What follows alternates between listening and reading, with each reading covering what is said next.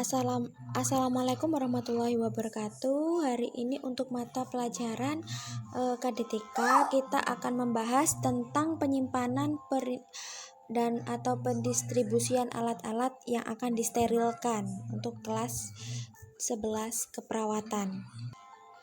Nah, untuk pengertiannya, serangkaian kegiatan dalam pengaturan dan penyusunan alat kesehatan steril di dalam ruangan atau tempat penyimpanan yang sesuai dengan keamanan yang dapat menjamin mutu alat kesehatan yang akan disteril. Nah, tujuannya sebenarnya dilakukan pensterilkan alat itu kan guna untuk membunuh mikroorganisme ya yang lengket atau terdapat pada alat medis ya. Jadi misalkan seperti logam-logaman setelah bekas perawatnya melakukan tindakan, terus kemudian handscoon, alat-alat yang memang perlu disterilkan. Biasanya yang alat-alat yang memang perlu disterilkan itu misalkan seperti melakukan penjahitan, terus kemudian seperti melakukan tindakan operasi. Itu benar-benar memerlukan tindakan sterilisasi yang jadi supaya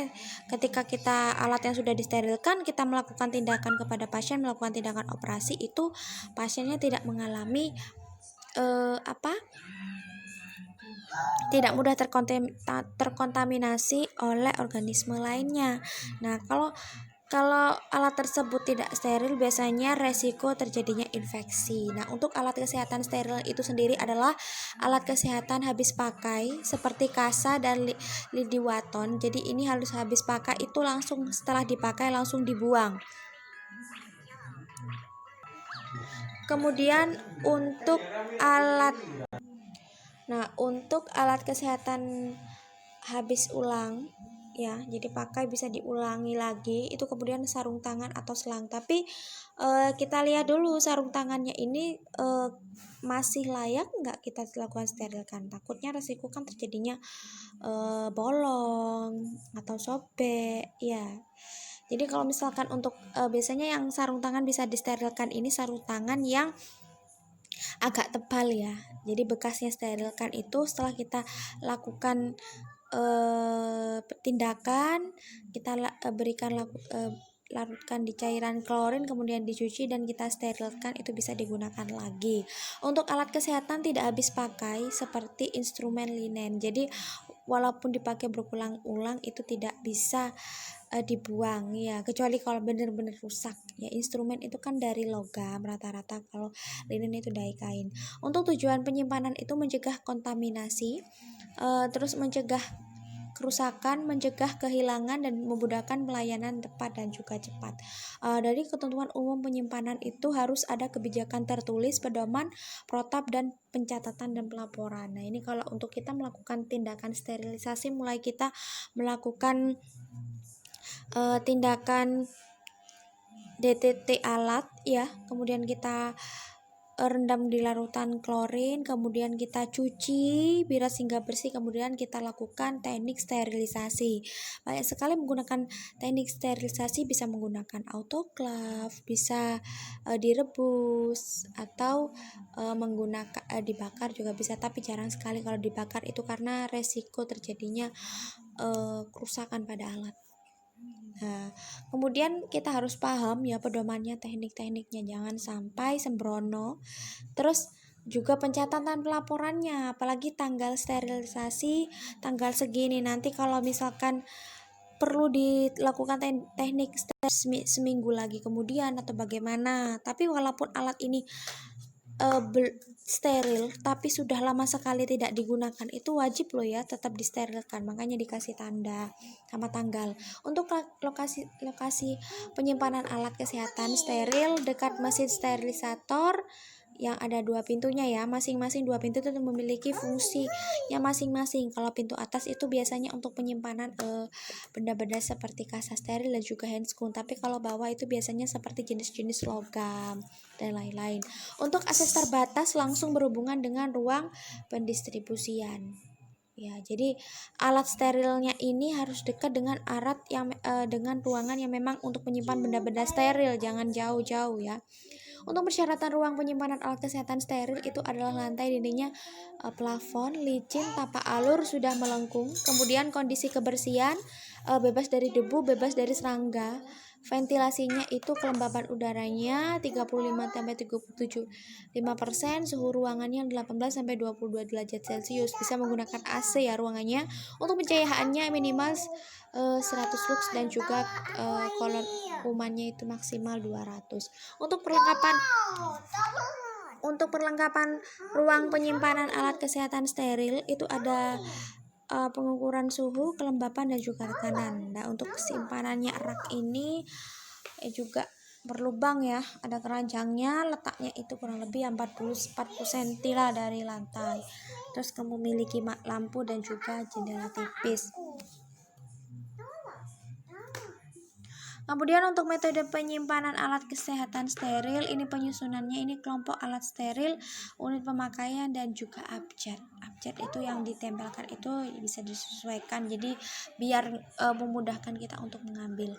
Untuk pencatatan kartu stok dan juga buku komputer, ya bisa macam-macam sekali kalau untuk metode-metode pencatatan tergantung peraturan yang berlaku di rumah sakit dan puskesmas masing-masing. Untuk perhatiannya, nah ini expirednya itu biasanya berlaku kurang lebih 3-7 hari. Kemudian pengeluaran berdasarkan permintaan dilakukan stock of name dan juga rutin. Nah ini contohnya ini benar alat yang steril ya, jadi memang dari pabrik itu memang sudah steril ya, biasanya disposable, kalau sudah sekali pakai dibuang, tapi kecuali kalau menggunakan handscoon steril yang agak tebal itu masih bisa disterilkan.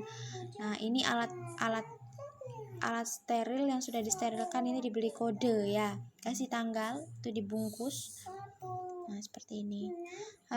Ini untuk lidi white-nya. Nah itu disusun rapi ya. Nah ini bengkok juga sebenarnya harus, walaupun dia tempat pembuangan yang kotoran ya, bekas-bekas darah dan lain sebagainya, juga wajib melakukan tindakan steril ya. Nah ini contohnya. Nah ini jendelanya, pintunya, lampunya juga, lemarinya harus sesuai, ada pintunya khusus. Nah untuk pendistribusian alat kesehatan steril, serangkaian kegiatan adalah pengaturan dan penyusunan alat kesehatan steril dari ruangan penyimpanan dan juga ruang distribusi yang dilengkapi dengan loket dan berhubungan dengan ruang tunggu. Jadi untuk tujuan pendistribusian itu memenuhi kebutuhan unit pemakaian pelayanan dengan jaminan mutu pencegahan kesehatan. Untuk ketentuan umum distribusi ini adalah kebijakan tertulis, pedoman, protap dan juga pencatatan ya. Jadi lokasinya ini ruang distribusi harus berdekatan atau dengan tempat steril seperti yang tadi saya bilang ya. Jadi ruangnya itu distribusi itu dilengkapi seperti loket, seperti ruang tunggu, dan juga lokasi harus terpisah dengan loket permintaan alat kesehatan bersih dan juga kotor. Untuk persyaratan ruang distribusi ada ruang penyimpanan itu sendiri. Nah untuk perlengkapan pendistribusian kontainer ini harus bersih ya, ada penutupnya dan juga penyusunan alat kesehatan yang bersifat steril, dan juga ada lift khusus bisa kalau ada di rumah sakit yang lengkap ini, biasanya lift ada khusus untuk mengangkat alat-alat steril dan juga kereta elektronik otomatis. Untuk metode pendistribusiannya, jumlah yang distribusikan ke unit pemakaian ini ada alat kesehatan habis pakai berdasarkan permintaan unit pemakaian, juga ada alat kesehatan yang pakai ulang steril dan juga tidak habis pakai ya. Ini untuk penyerahan alat sterilnya itu melalui distribusi double pintu, dan ada teknik pendokumentasian. Untuk SDM-nya di ruang penyimpanan ini ada kualitas yang sudah terlatih, tidak mempunyai luka bakar, tidak sakit menular, pakai APD alat pelindung diri, dan juga disiplin dalam aturan steril. Untuk pemantauan dan penyimpanan pendistribusian alat steril ini adalah kesterilan, keamanan, kemanfaatan, pengukuran dan juga kebersihan. Nah untuk evaluasinya ini ada kondisi ruangannya, mutu alat kesehatan dan juga pengembalian. Ya jadi kalau untuk pengambilan dan penaruhan ya barang kotor dan juga yang sudah steril itu harus dipisah ya, jangan disatukan.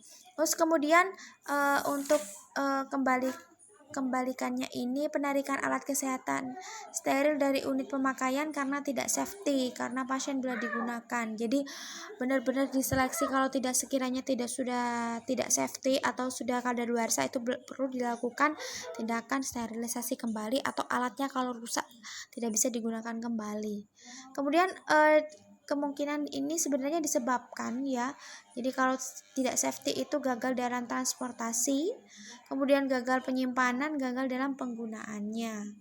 Jadi transportasinya ini kotor ya, gampang terkontaminasi, atau penyimpanannya itu rusak atau lembab, dan juga penggunaannya warnanya itu berubah. Nah, untuk kebijakan pelayanan pendistribusian alat kesehatan steril ini kecepatan dan ketepatan, SDM-nya profesional, jaminan mutu, alat steril, dokumentasi dan pelaporan.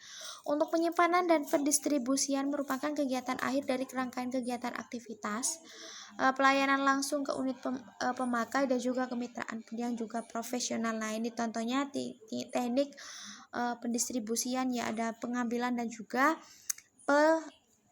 pengembaliannya. Ini nanti ada dicatat pada pelaporannya. Nah, seperti ini.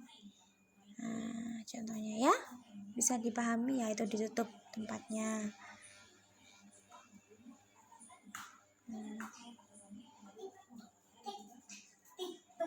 Nah, sekian.